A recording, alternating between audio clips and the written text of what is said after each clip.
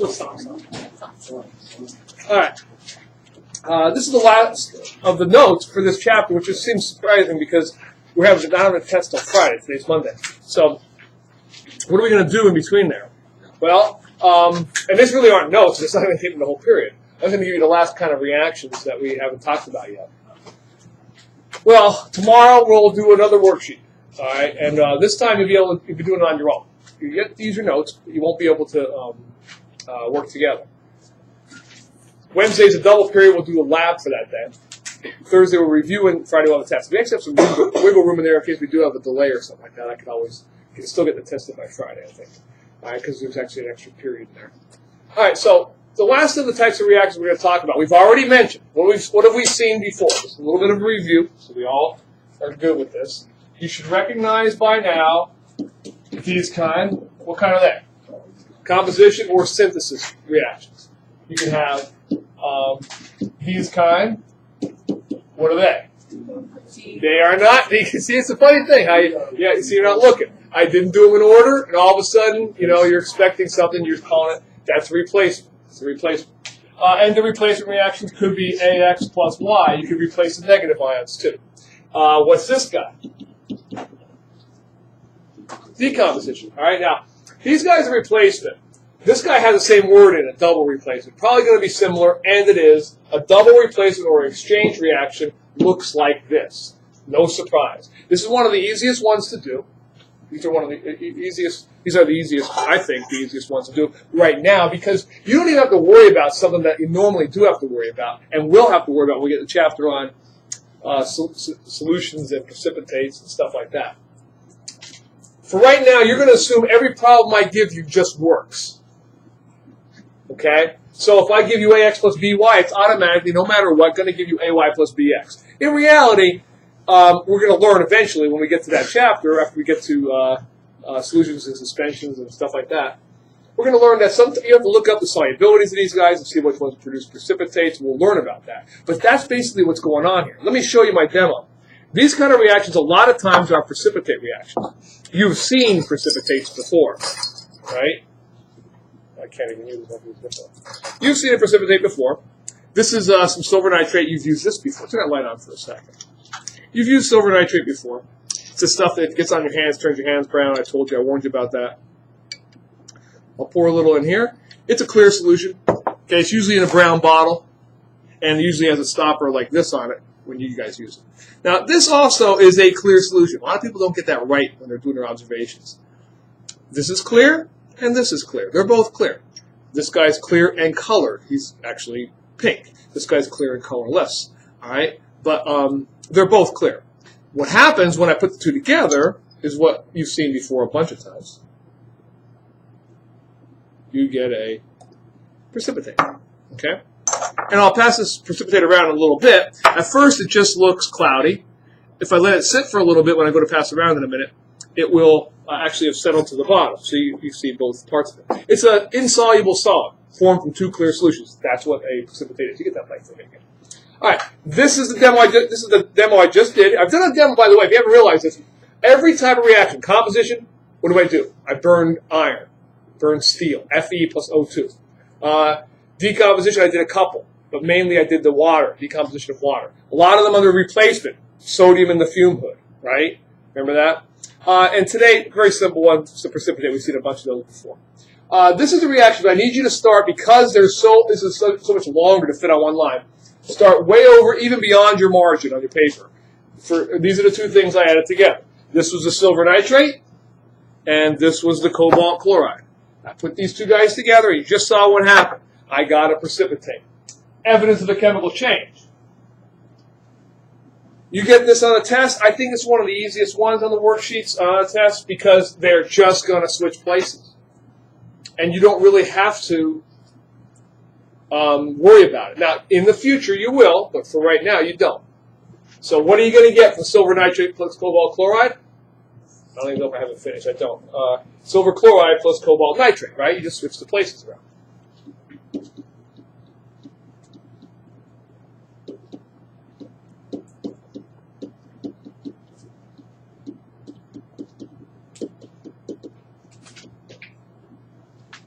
Okay.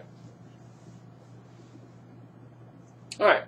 Now, how are you going to finish that up? Same way you finish all the other ones that we've been learning how to do. You're going to write the correct formulas underneath each one, right? Silver nitrate, look up silver. In fact, do that. I want you to do it on your own.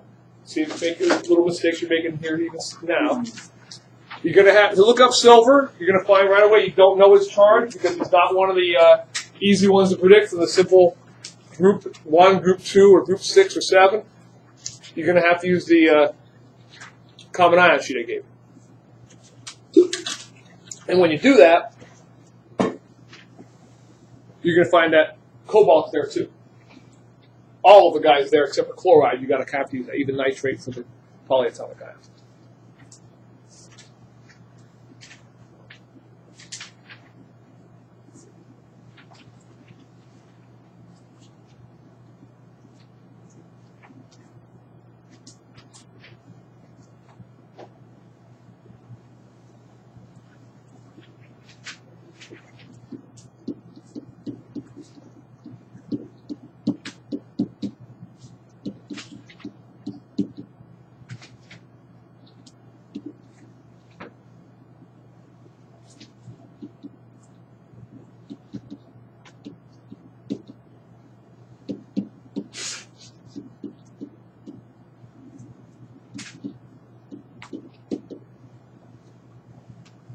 Still get that for a mistake a lot. What did I do there? I looked all of them up. I looked all their charges up. And what did I not do? I didn't use them. +1 and -1, you get away with it there. +2 and -1, what do I need? I need a 2 there. Balance them out. Make sure it's 0. Oxidation numbers. Add up to 0. This guy is here, this guy's here. You need a 2 there. Okay, so if you were doing those, hopefully that's what you got. Is this one balanced? No, I got 2 chlorines here. I only have 1 chlorine over there. So I'll just change that to a 2? Nope. I'll put a 2 in front of that guy. Can't change the subscript. Can't change the rules just because you like it to come out that way. 2 nitrates over here. Only 1 over there. Put a 2 in front of that guy. That fixes my silvers that I messed up here. It's all good. So 2 numbers. You know, most of the equations you're going to get, and I told you this that I've already done a test, it's the least important thing. And I said, let me reinforce that. Why it's the least important thing is the balancing at this point. Some of them will come out balanced. They'll just be balanced the way they are. Others that need to be balanced need 1 number or 2 numbers to balance them out. You've seen that before. All right. Some of the hardest ones about one of the hardest you're going to see to balance is this last type I'm going to show you right here. You actually have to add this onto the sheet. One of the reasons I'm taping this one, recording this one, is that I'm adding a 5th reaction type that I used to always save until organic. But I found over the years, and also since I'm making organic, I'm making Chem 2 AP, I can't wait that long. All right, because people just never seem to get it, what combustion really means, what oxidation eventually going to get to means.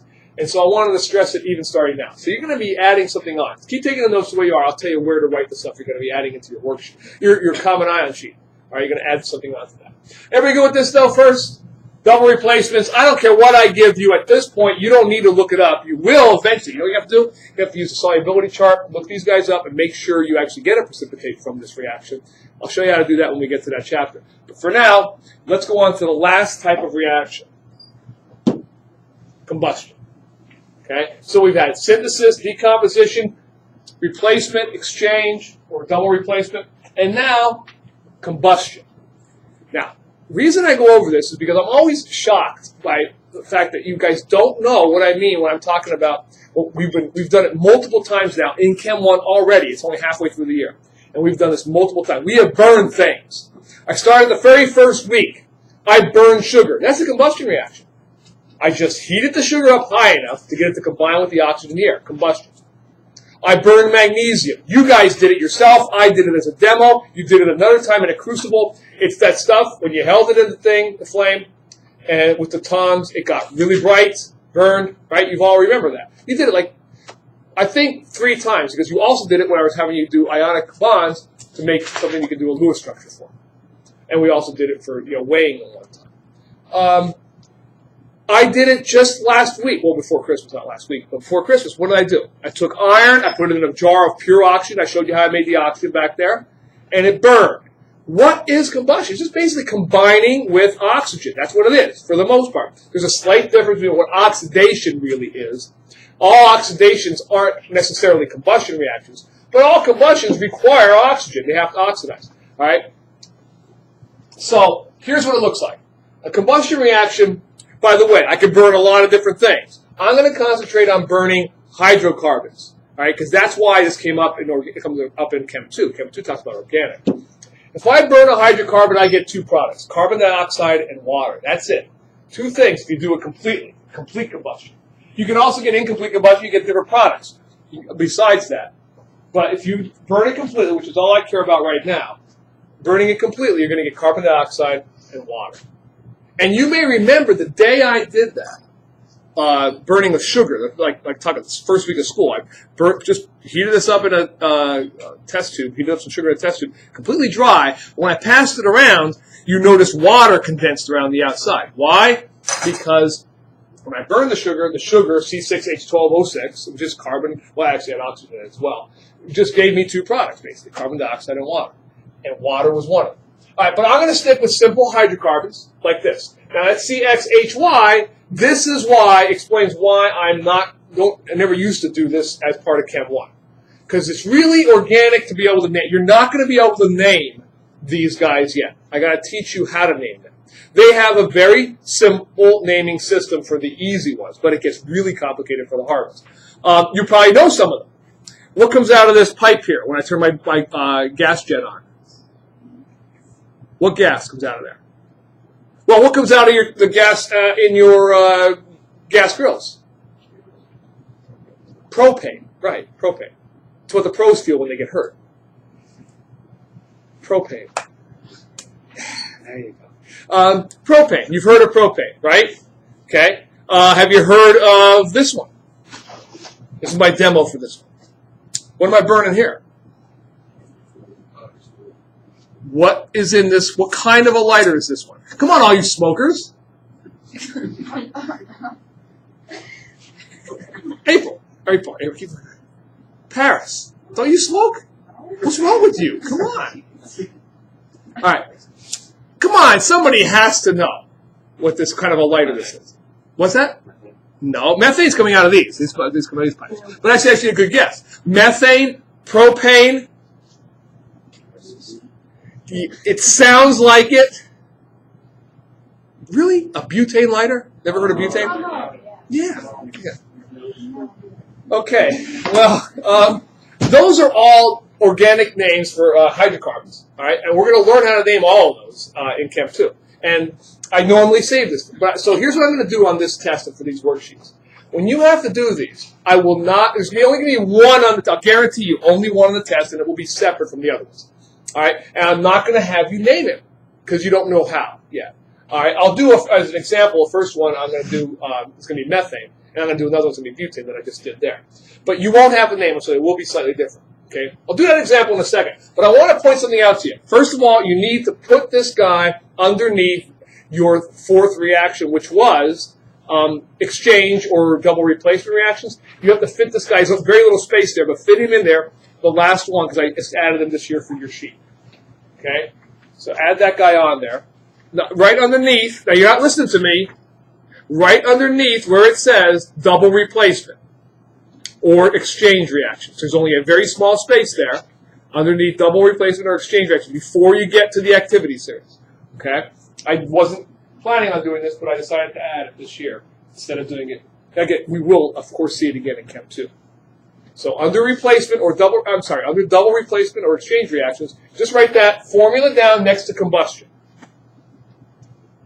And that's what happens. So you don't have to memorize it, although it's pretty darn easy. Whatever I give you, I'm going to give you the left side. It's going to give me carbon dioxide and water on the right side. All right. That's all you need to write on that sheet. Because the next one I'm going to write here, you don't need to copy this down. I just want to point something out to you. I don't have to combustion doesn't just happen with hydrocarbons, or even with sugar, which has more than just hydrogen and carbon in it. It can happen with a lot of things, all right, if you add oxygen to it. But don't need to copy this down. Why wouldn't I need you to copy this one down? Where have we seen this basically the same reaction before? What will this also fall under that we already know how to do? Yeah, just composition. It's also a composition reaction. So you don't need to copy that down. All right, for these kind. If you're taking a single element, a lot of times a metal, I did it with iron, and you guys did it with magnesium. And reacting with oxygen, you just get that metal combined with oxygen, you balance it out, rate it correctly, and it's all good. All right? So you don't need to copy that guy down. I want you to copy this one down because that's the one that's hard. That's the hardest one you're going to see to balance as of this year. You're going to see a lot harder ones in oxidation reduction reactions. Copy this guy down. I'll give you that much on the worksheet. I'll give you that much on the test. You have to finish it. Now you have the sheet in front of you, and it's written right there what the general formula is. What's going to happen here? What's going to vary, of course, will be the X's and Y's. The amount of carbons, the number of carbons, and the number of hydrogens will change. But your process is the same because you're always going to get what two products? CO2 and water. Write those in.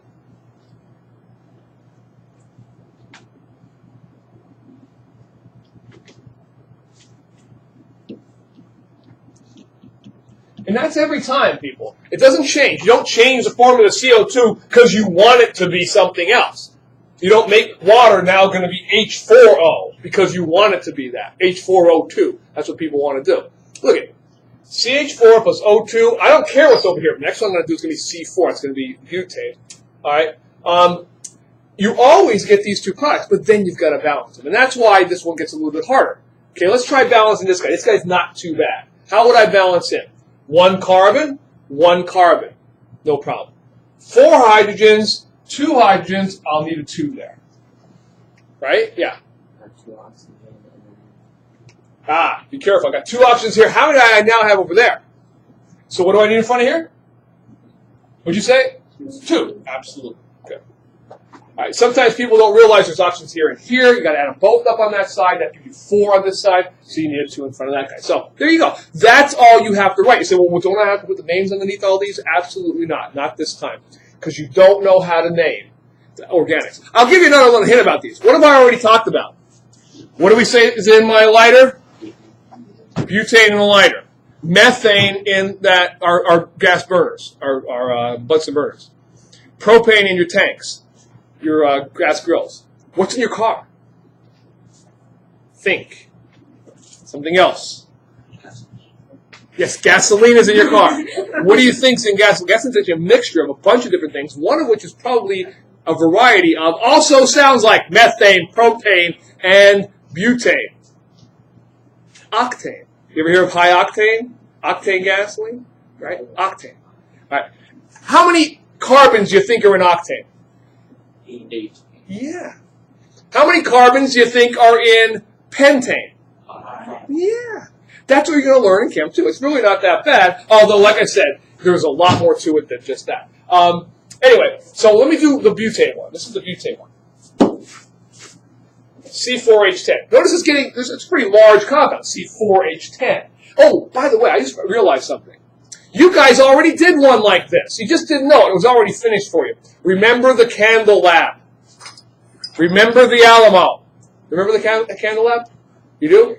Remember we burned the candle? And one of the things you had to do was convert molecules, moles, and all that stuff. But you also had to balance the equation for wax. And wax was like C50, 2, I think, or something like that, H whatever. I mean, that's what wax is. It's a large hydrocarbon. Anyway, let's finish this guy up. He would give me CO2 plus H2O. But I've got a problem with this one that you don't see yet. Why don't you try balancing them and you'll see the problem.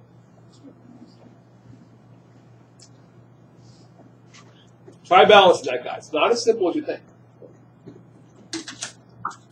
See, how hard can it be? It's just like the previous one. It's not.